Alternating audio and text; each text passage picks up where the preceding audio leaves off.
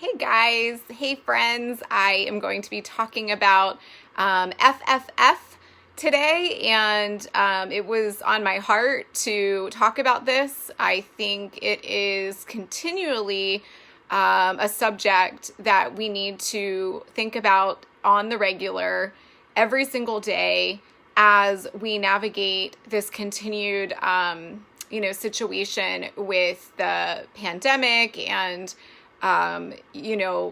the ever-changing information that is being fed to us from the media and our phones and just simply technology in general. And so as you're hopping on, let me know that you're here. Put a 1 and let me know where you're tuning in from if you're on here right now live. And then if you end up watching this on the replay, then put a 2 and let me know where you were tuning in from as well. So I love connecting with you guys. I often feel like if I'm feeling something that very likely some of you are feeling similarly, and it's so important to talk about issues and talk about things that are affecting all of us, especially nowadays. I think some people think they can be isolated, secluded, and like, well, if it doesn't affect me, then it's okay. I'll just ignore it or whatever. But the reality is, think about something that you suppress for quite some time. Like if you're, you're cooking and your water is boiling over, you can't simply, just put a lid on it and expect that that's going to stop. It's going to eventually overflow, right? You've got to turn down the temperature. Well, same thing goes for the issues that we're dealing with. Like, we can't just ignore them and turn a blind eye to them, but we also have to understand, like, how can we navigate and how can we cope with these, again, like I said, the ever-changing things going around in our environment, in our communities, in our world right now. So if you have ideas, I'd love to hear them, and feel free to drop them in the comments during this video. Hey Terry, so good to see you. Thank you for joining me from Idaho, and I'm in Pennsylvania. So what I was really thinking about was, like I said, the 3 F's, and my 3 F's for you today are feeding, and then the other 2 F's are, what are you feeding? Are you feeding, number 1, faith, or are you feeding fear? And I would imagine you can think of feeding maybe, think of something really scary to you. Like maybe you're really scared of a wild animal, and maybe it's a bear, I don't know. And what happens if you keep feeding it every day? Are you going to be helping the situation, or will you be having a worse situation because that bear is going to hang around your house because you've been feeding it all the time, right? Or I was also thinking about, like weeds, right? You're trying to grow a garden and all you keep doing is feeding the weeds. Like you're not doing anything about the weeds, and you're putting the fertilizer and the water on the weeds in addition to the things that you actually want to grow, right? Or what about, a fire? So, are you pouring some gasoline on a fire and feeding that fire? Are you basically fueling something that's not good? So let me know if you can think of a good analogy for yourself to remember. But anyway, so are you feeding fear, or are you feeding faith in your heart? And what I was really thinking about too is, this is going to get deep, and I think it's very important. We got to go deep if we really want to make changes in each of us and in our society. It all starts with us and going inside ourselves and making changes to ourselves so that we can be better, for our communities. So, thinking about like what is in your heart. you can say all you want. You can say, no, I'm not fearful. I am trusting and I have so much faith in this situation, whether the situation is related to, the pandemic, and you say, I'm not afraid of getting sick. But then the next thing you know, you turn around and you're acting in ways that are very fearful. It doesn't matter what you're saying. It matters what's in your heart and what you truly believe deep down, right? And I think for many people, it can be challenging to see someone who is saying one thing and doing something completely different, right? It's very contradictory, and people notice that about other people, right? So this is where it's very important to check yourself and say, okay, if I'm saying all of these things, do my actions line up with my words? And am I living a life that looks like a life of faith, or am I living a life that very much looks like fear? Think about that for a moment. What would a life of faith look like versus what would a life of fear look like? It would likely look very different, right? And maybe you can identify in yourself moments where, because we're human, we have moments where we're going to have fear. We're going to have tough times that we go through. So we can't just live in a bubble and expect that there's not going to be any fear, that there's not going to be any hard times. But again, we have to make sure that we have strategies and tools to cope effectively. Because if we don't have faith, we don't have those tools, and our heart is empty, guess what's going to fill up in that heart? It's going to fill up with fear if you let it. So let's take a day, for example, right? Let's take a day where you wake up and the first thing you do is you turn on your phone, right? A lot of us do that and do it without even thinking about it. So now all of a sudden, first thing in the morning, your heart is getting filled up with what? It's getting filled up with social media. It's getting filled up with the news or whatever you happen to look at on your phone. I know for me that the internet, social media, it is the wild, wild west. And I think it has been for quite some time. I have to mention this because if it happened to me, I'm sure it's happened to you probably as well. Where you notice certain people profiles that are very inappropriate on social media, and it's clear as day that they're soliciting, sexual things, or there's, you name it, you come across it, right? And they give you an option that you can block that profile or you can report it. But what I've noticed for a while now is that, especially on Instagram, Facebook's not too great either. I've noticed that if you report somebody for something that's very inappropriate, they end up saying like, oh, we couldn't find anything wrong with their profile. And it's like, all over their profile, there's explicit language and, clearly soliciting, and yet you can't seem to find something wrong with this. Clearly you are part of the problem, social media, right? So let me know if you've had that situation happen. So anyway, just talking about like, what are you filling yourself up with to start the day, in the middle of the day, to end your day? Because what I've seen for myself, and I think a lot of other people have probably seen this too, is the more that you expose yourself to the fear mongers, the people that continually want to perpetuate fear in all of us, if we open ourselves up to it by opening our phone let's talk about flip phones, right? We turn on our phone, right? Or a lot of us might want to go back to a flip phone, to be honest, with all the nonsense going on. But you just have to be super careful about what you're filling yourself up with each day. Are you filling yourself up with fear or faith? And the other thing I wanted to talk about, like I gave you that example of, the media, social media. So it's whether it's on your phone or it's on the TV. Where else where else may you be getting messages of fear constantly coming at you? Maybe you're spending time with people that all they talk about is fear and, oh my gosh, I'm scared of this and I'm scared of that. And what are you going to do? And are you going to build a bunker? Are you going to, like, you have to be very careful and very aware of what you're letting in, or you will then be part of that wildfire that starts to spread. Are you spreading faith or are you spreading fear among people?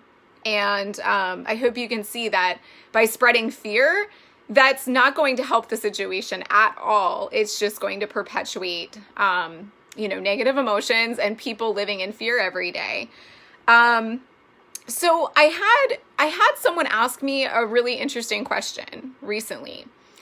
The person had acknowledged that they were, I guess, functioning sometimes in a place of fear, or they were in a state of fear, and they knew they had a sense that somebody had their back, right? So that they weren't alone. And I think that's something that's really important to think about as well. And oh yeah, I want to see what Terry shared. Let's see here.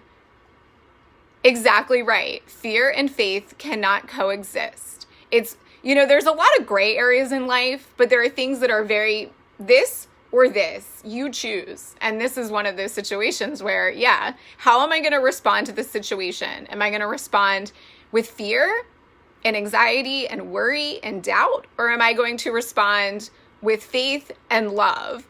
And I often see people that will say, again, back to the saying part, right? But their actions don't match up with their words. Like, oh, I love people. I want to help people. I love them. But their actions do not match up with that, right? Like I'm sure we all are aspiring, hopefully, to be better people and more loving. Let's hope. But the thing is, what does that actually look like when we are living in love versus living in fear? And so true. Terry's saying, like, you have to feed your faith regularly, especially with everything that's going on. The fear mongers, it's constant. The messaging is constant about fear this, fear that. The numbers are growing, this and that. You name it. I'm sure you can put some examples in the chat of the fear that is trying to be spread all around us still. And it is a constant battle. And that's why I think this is so important to talk about.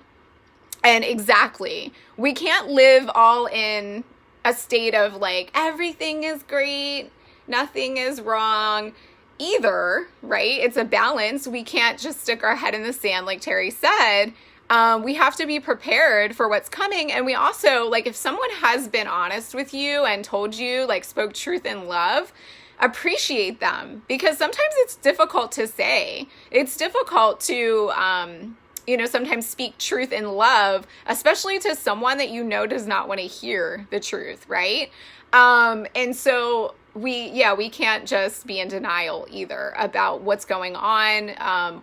What is going on affects all of us, like I said toward the beginning of this video. So, maybe you don't have children, but you have grandchildren. Maybe you don't have children, but you work with children. And as we're going back into a new school year, and now I'm seeing tons of conversations about, the masking and are they going to try to mandate this again? Are they going to try to do that? And there's already been like schools that have made decisions over whether or not everyone has to do this or everyone has to do that. And it will affect all of us. And so, I totally agree with Terry. We can't just stick our head in the sand and think, well, that's only affecting them. I'm not going to worry about that. I'm going to just keep doing what I'm doing. If you do that, I think that it's foolish. I'm going to be perfectly honest. It's foolish because it's going to come back around eventually. It's going to affect your family member. It's going to affect one of your friends. You are not immune, and you need to be willing to have a conversation and stand up for what's right. That's my belief, strong belief. So basically I was talking about, okay, so this person who asked me, like, okay, so if if you are also like trying to be strong in times of fear, in times of struggle, like the person wanted to know, like, how do you do that? And that's a valid question. How do you stay strong? Well, I would encourage you to ask yourself, if I am feeling so fearful, I'm feeling so overwhelmed, and hopefully you can identify where that fear is coming from. Like, what are you allowing in? What are you allowing to fill your heart? What messaging are you allowing in that's spreading this fear to you? I would also encourage you to consider then, who is the source or who is the author of faith for you? Because if you don't have any source of faith and this is empty, like I said, anything can go in there and fill that place and fill that emptiness. And it's just like a container, right? You got a cup right here in your heart, and if there's nothing there, or there's nothing filling it up, something else is going to come in and have plenty of room and stay there, right?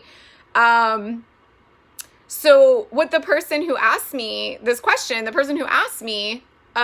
pretty sure based on what he asked me, it sounded like he did not know. He knew that fear was something that he wanted to be able to face with strength. He knew that, but he didn't know how to do that, or who was walking with him, who was going to go along on this journey of life with him to help him overcome this fear, or embrace it and face it, because that's the reality of life, is we're going to have fear and uncertainty at times.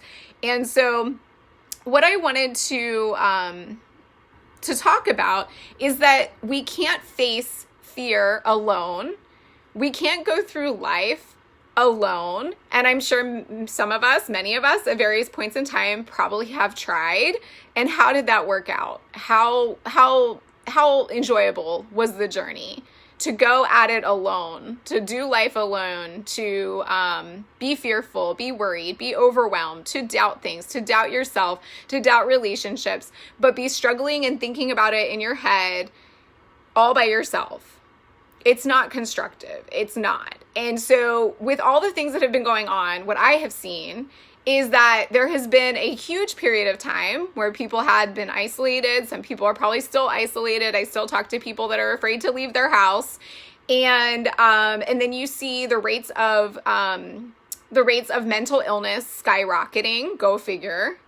What happens when people are not around other people? Like, basically, if you thought about being in jail, in isolation for 18 months, or, how would you feel coming out of jail and not interacting with people for that long? How is it any different than the lockdown that we have experienced? And so we need to have the source of faith in our lives if we want to be able to get through these challenging times, right? And I've seen people who have not made it through these challenging times. They've crumbled. And the reason why, I believe, is because they had so much fear and so much overwhelm and so much stuff that filled their heart, because they were lacking the faith part, and they were lacking the creator or the source of faith, right? And this is something that I have not known my entire life. This is something that I have come into, and thank God I have had wisdom come to me, and I have been open to grow in this area of my life, my spiritual life. But it's sad when I see people that are struggling so much, and it seems like it is because of so little faith and not knowing where their faith comes from. And so I want to leave you guys with a couple things, okay? So these are just some things to consider. The first one is, and you might recognize these, let me know if you recognize these, but if you don't, I hope these are insightful for you. Some words of wisdom, not my words. And so the first one is, even though I walk through the valley of the shadow of death, I will fear no evil. You hear fear in there and evil. Even though I walk through the valley of the shadow of death, I will fear no evil. Hopefully, when you hear that, you know that there will be valleys, there will be shadows, there will be suffering and death in life. But even though we will go through those times, I will fear no evil. And the question is, why? How? How will I fear no evil? We have to have a faith walk in our life instead of a fear walk. So consider which type of walk you're on right now. Are you more on a faith walk or are you more on a fear walk? And you can't, like Terry nicely put it, you cannot have both. You need to choose a path, or if you're on the fear walk, you need to get out of that fear walk and back on the faith path, or else you can end up on some pretty rough paths. And I know, because I've been there, and you might know too, if you've ever gotten off course in your life. You've had some rocky moments, I'm sure. And hopefully you were able to realize that before you went off on a dead end or like fell off a cliff, so to speak. Another thing that maybe you'll recognize these words, for this person has not given us the spirit of fear, but of power and love and of a sound mind. Do you ever feel powerless? Do you ever feel like you're not loved? Do you ever feel like you're having trouble loving other people?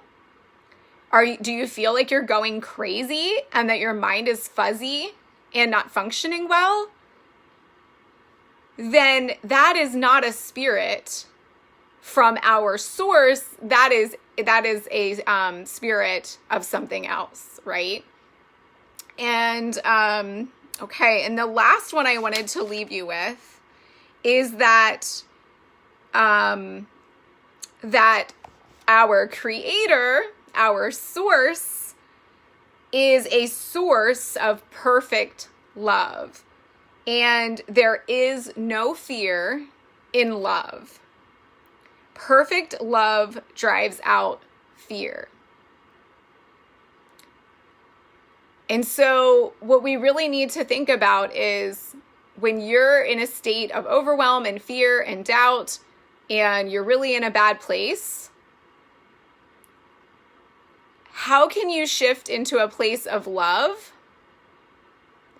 And how can you truly know love without knowing who the creator of love is and who our source of love is? Because I can tell you that if you've heard me speak any time before, I know this from my life, and I would imagine you do too if you're honest.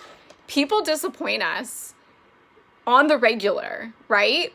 And so if you think about love, quote unquote, love with other people in your life, I bet it's far from perfect. And you would probably not describe it as perfect love. You would probably describe it as challenging and, and maybe some other descriptions that are definitely far from perfect, right? So if the love that we have for each other can be very challenging and is definitely less than perfect, then where does this perfect love come from? And I wanted you to consider that, especially for people who don't know, who are feeling like they acknowledge their emotions, they acknowledge the fear that they have, they want to overcome their fear, but they don't know who is walking with them, who is supporting them. When other people fail us, when other people disappoint us, when other people walk away from us, when our government, when our society says, you know what, we don't want to help you anymore. And I've heard numerous cases of that. Well, now we don't have the money to give you, now we're turning off unemployment, right? Or now now we've decided that due to the pandemic, we're just going to cut off funding for XYZ. Or now because of the pandemic, we're not going to offer very important services to people with special needs. That's one that really gets me fired up, okay? And so Yeah. So basically we have to know where our source of love comes from, because we're not going to be able to love ourselves. We're not going to be able to love other people when we don't even know where love comes from, or perfect love specifically. So yeah, what walk do you want to be on? Do you want to be on a fear walk the rest of this year? Do you want to keep feeding the fear monster, so to speak, or the fear bear? Or do you want to be feeding your faith and having a life that is more full of joy and peace and love? Then I would encourage you to go to the source and find out what that source really is. Thank you for tuning in. I know this was deep. It was on my heart to share, and I hope that you found value in it. And please let me know if you have questions. Let me know if you're really struggling with the fear aspect, because I know a lot of people are. And I just hope that you can find the peace and love and joy that you were created to have, and focus on faith. And focus on faith in the face of fear. A lot of F's. That was like a tongue twister there. FFF. Feed your faith in the face of fear. Hope that's helpful. Have a great night, guys. I hope you have an amazing weekend, and take good care of yourselves. Bye.